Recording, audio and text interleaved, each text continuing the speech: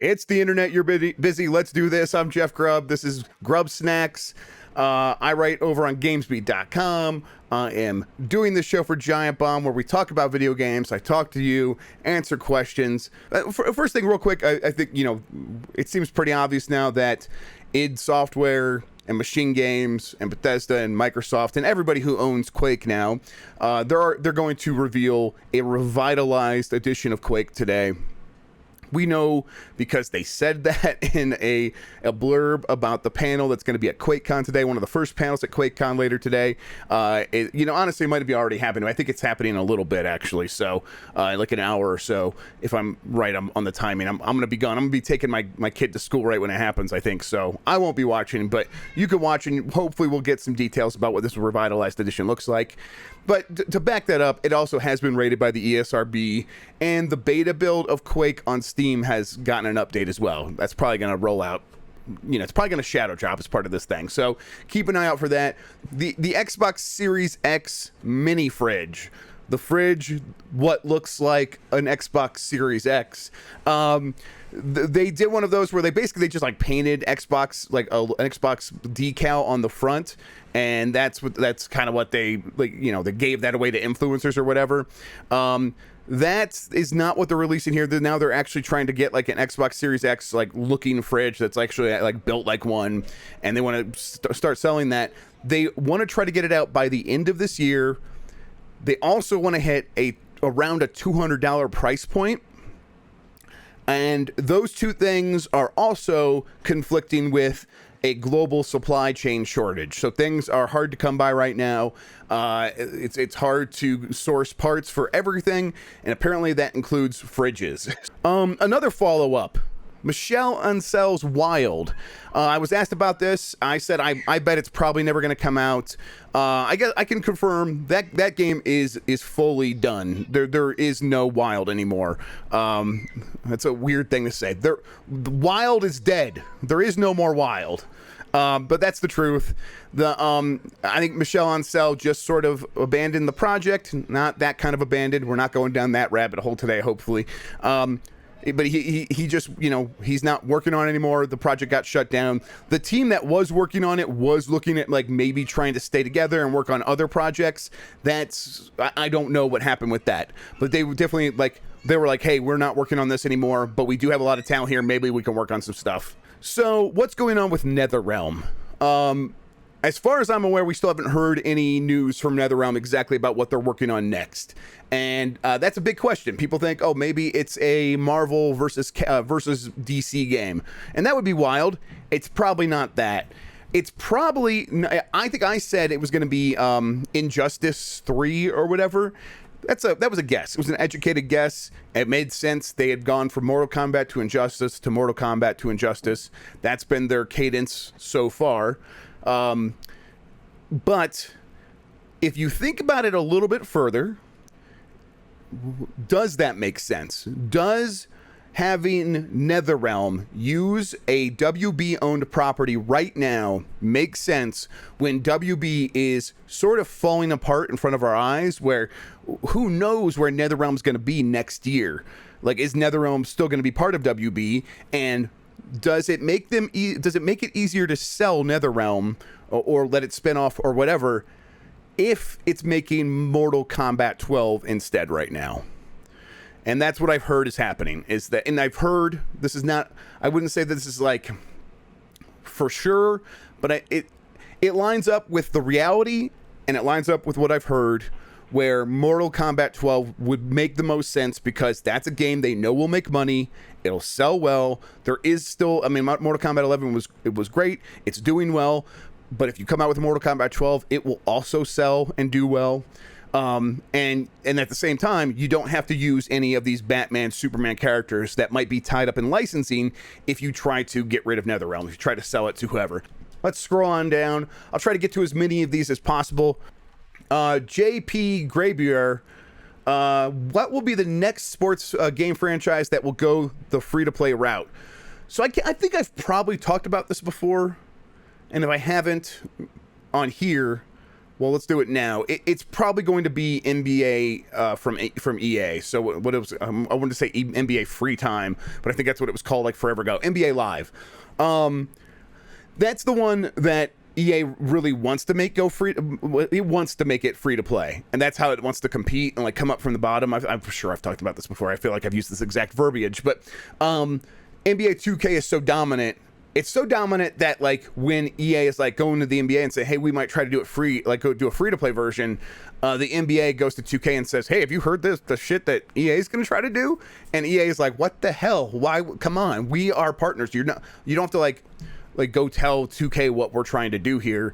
And then 2K is like, kind of fights back and says, we don't think that's a good idea. We have a really strong relationship. 2K is selling really well. You probably don't want to mess that up. And so NBA kind of spoils EA's attempts to try to make this free-to-play version. They will get to that point, though. Eventually, they will figure it out. And I think when NBA Live comes back, it should be free-to-play. Yeah.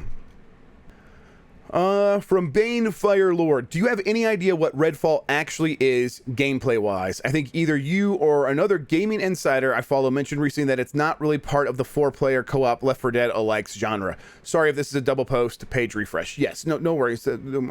We refreshed the page. Definitely send in your questions if you felt like I got lost. So it's not Left 4 Dead. Definitely not exactly, because Left 4 Dead is like you go on a run with your friends, and it's like the AI is going to throw different events at you of like different types of or different series of enemies, and this is going to be much more like missions and using what Arcane is very good at, which is immersive sim gameplay mechanics, and enabling you and your team to come up with different plots to take on those missions, I think. So it might feel a little bit more like Borderlands in terms of like, you know, you have classes and you have your weapons and stuff. It's 4 players and stuff like that. But even then, I don't think it's a very good comparison. I think when you sit down to play this game, it is going to feel much more like an Arcane immersive sim than like Left 4 Dead. But right now, just looking at it, it's hard to grok that. So that's why that comparison keeps getting made. And I don't blame anyone who makes it. I understand. Like once we play it, we'll know. But it's gonna feel like an immersive sim maybe in a much more open environment, and maybe with more focus on classes because it is like multiplayer. So yeah. Prickly Pete asks, how many Steam Decks do you think Valve needs to sell to consider it a success? I would say probably 1 million. I mean, that would probably be like a pretty big success. If it sells 1 million units in the first year, that's probably like, you know, it's pretty, like, I'm guessing. I don't know exactly like what how hardware compares, but I think that probably compares pretty favorably to like tablets, to like Windows tablets and stuff like that, and Android tablets. It's probably not close to an iPad, but you're like getting into the realm of like feeling like you could eventually get to there. And it's the first year, and it's different. And it's only on Steam. If it's only on Steam in the first year and it sells 1 million units, that's a success. Unqualified. From Final Dasa, should Pop-Tarts be toasted? I think should is carrying a lot of that right there. It's carrying a lot of that sentence, of that question. The word should is important because probably you should. But do you have to? You don't have to. You don't have to do anything. There's no one's going to call the cops on you. If you eat a dry, cold Pop-Tart, which I've definitely done many times in my life.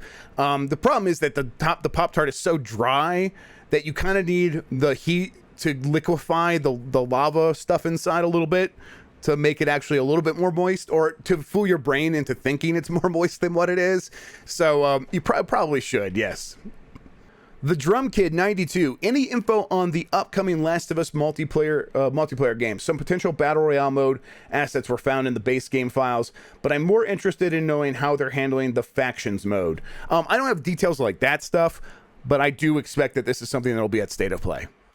If they have this to launch like this holiday, that goes a long way for them in like keeping PS5 owners pretty happy.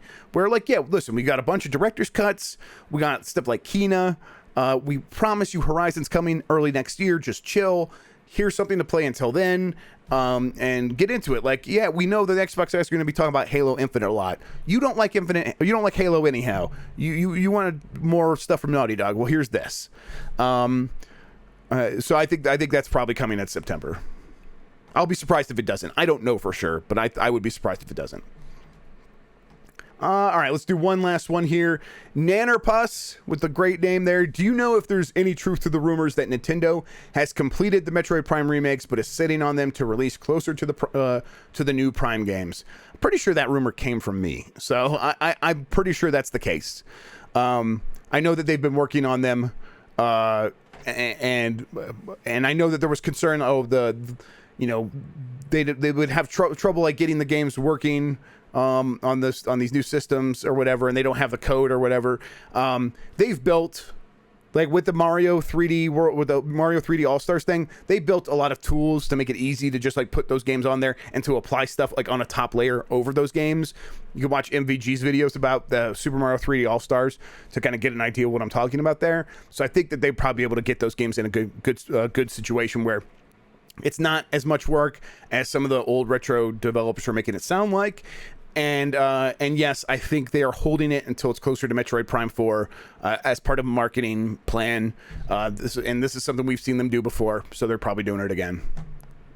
Thank you for watching, everybody. Once again, that was a really fun show. Thank you for all the questions. I really appreciate it.